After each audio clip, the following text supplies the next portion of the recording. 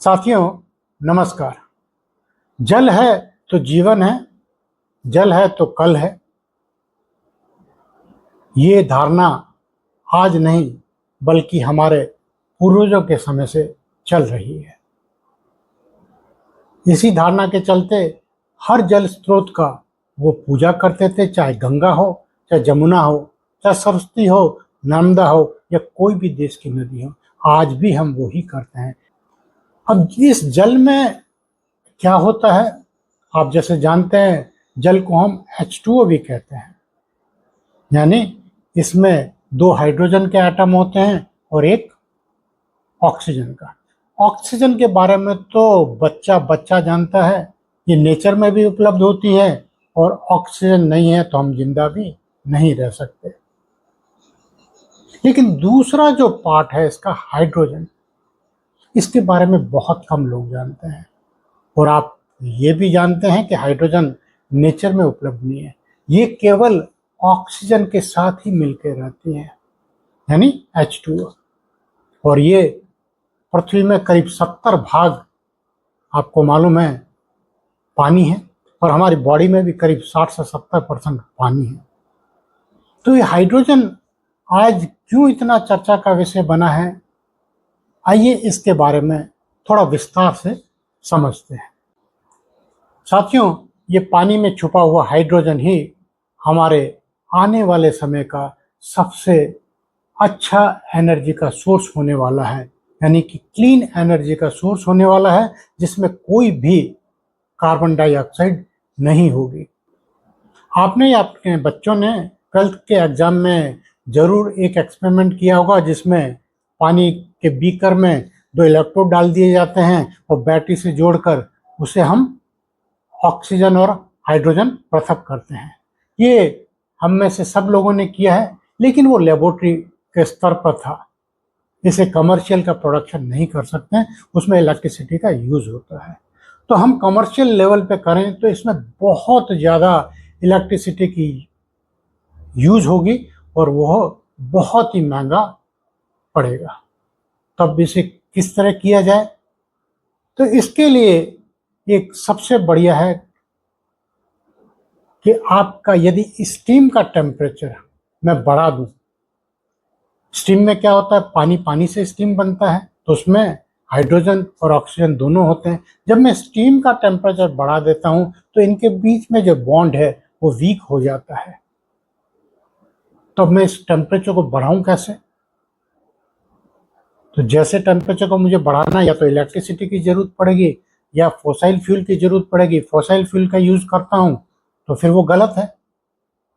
Clean source बनाने के लिए मैं फॉसिल फ्यूल का यूज करूं, तो यहीं पे जाके विचार आया, क्यों ना जो एटम में छुपी हुई ऊर्जा है, जिसे हम न्यूक्लियर एनर्जी कहते हैं, उसको यूज किया जाए और भविष्य की एक और अल्टरनेट ऊर्जा का विकास किया जाए। तो यहीं से उसकी प्रगति शुरू होती है। अमेरिका ने अपने LWR रिएक्टर, जो कि करीब 250 से 300 डिग्री स्टीम का टेम्परेचर होता है, उसकी स्टीम को यूज कर एक्स्ट्रा हीटर लगा के इसके टेम्परेचर को 700-800 डिग्री पे ले जाके हाइड्रोजन और ऑक्सीजन को पृथक किया। लेकिन इंडिया ने ऐसा नहीं किया। आपको मालूम है, इंडिया के पास फास्ट रिएक्टर है, और वो पहला फास्ट रिएक्टर जो कि आप में से बहुत लोग नहीं जानते हैं। आपने PFBR का नाम जरूर सुना है, क्योंकि अभी क्रिटिकलिटी वहाँ हुई है और उसे भविष्य की ऊर्जा का स्रोत हमने बताया था, इसलिए आप सब जानते हैं। लेकिन आप भूल गए वो रिएक्टर जो कि फास्ट रिएक्टर की प्रयोगशाला है। जैसे RAPS-1, यहीं से सारे वैज्ञानिक सीख के PSWR की प्रगति में सहयोग किया, इसी तरह फास्ट ब्रीडर रिएक्टर जो कल्पाकम में है, उसे हमने शुरू किया था 1969 में फ्रांस के सहयोग से। लेकिन 1974 में जब हमने परमाणु विस्फोट किया तो फ्रांस ने हमारा साथ छोड़ दिया। हम फिर आइसोलेटेड हो गए। लेकिन हमारे वैज्ञानिकों ने हार नहीं मानी। उन्होंने अपने बलबूते पे ही उस परमाणु रिएक्टर को जीवन दिया और उसे चलाया। और आपको मालूम है कैसे चलाया? उन्होंने एक ऐसी फ्यूल का डिजाइन किया जो कभी किसी रिएक्टर में यूज ही नहीं हुई थी, कार्बाइड फ्यूल का। लोग हंसते थे कि कार्बाइड फ्यूल कभी सक्सेसफुल नहीं हो सकती, लेकिन उन्होंने उस फ्यूल को डिजाइन कर फास्ट ब्रीडर रिएक्टर को चलाया और सक्सेसफुली चलाया। और उसमें, जैसा आप जानते हैं, फास्ट रिएक्टर में न्यूट्रॉन की स्पीड फास्ट होती है, तो हमें मॉडरेटर की जरूरत नहीं पड़ती। और क्योंकि टेम्परेचर बहुत ज़्यादा होता है, तो हम पानी का यूज़ करेंगे कूलेंट के रूप में, तो न्यूट्रॉन को स्लो डाउन भी कर देगा और बॉयल भी होगा। तो बॉयल होगा तो हमें उसको प्रेशर में, हाई प्रेशर में वेसल में रखना पड़ेगा। उसके लिए बाउंड्रीज और पाइपलाइन बहुत मोटी मोटी बनानी पड़ेगी। लेकिन सोडियम का यदि हम यूज़ करें, तो सोडियम आपको मालूम है लिक्विड फेज में रहता है 100 डिग्री से 900 डिग्री तक। तो सोडियम का यूज़ करके इस फास्ट रिएक्टर में कूलेंट के रूप में यूज़ किया गया। तो फास्ट रिएक्टर में जो सोडियम का टेम्परेचर 450 से 550 डिग्री तक रहता है, उस सोडियम के कूलेंट से हमने स्टीम को पानी से भाप बनाया और भाप बना के उसके टेम्परेचर को सुपर सैचुरेटेड किया। दैट मीन्स अराउंड 500 से 550 डिग्री तक ले गए। और हमने एक और इनोवेशन किया, कॉपर और क्लोरीन के माध्यम से इसे लोअर टेम्परेचर पे ही हाइड्रोजन और ऑक्सीजन को पृथक करने में सफलता हासिल की। तो यही वो गौरव गाथा है जो कि हमारे पहले फास्ट रिएक्टर, जो कि FBTR के नाम से जानते हैं, और हमारे फास्ट रिएक्टर की प्रयोगशाला है, उसमें ये सफल परीक्षण हुआ है, जिसके बारे में 26 को आप सभी लोगों ने जाना। लेकिन इसके बैकग्राउंड के बारे में शायद आप बहुत कम जानते हैं। मैं फॉर्चुनेट हूँ कि वहाँ मुझे ट्रेनिंग के दौरान उस रिएक्टर को देखने का मौका भी मिला, और इतना अच्छा रिएक्टर है जो हमारे लोगों ने इसे बनाया है। तो मुझे बहुत खुशी आज हो रही है इस पल के लिए। तो आपका एक और क्वेश्चन होगा कि आप अपने न्यूक्लियर हीट यूज ही करनी है, तो आपके PHWR तो बहुत सारे रिएक्टर हैं, उनकी हीट को यूज करके कर लिया जाए, या BWR हमारे तारापुर में है उसकी हीट को यूज कर लिया जाए, या हमारे PWR जो कुडमकुलम में उनकी हीट को यूज कर लिया जाए। तो इससे भी हम ये हाइड्रोजन पृथक करके हाइड्रोजन गैस का उपयोग कर सकते हैं।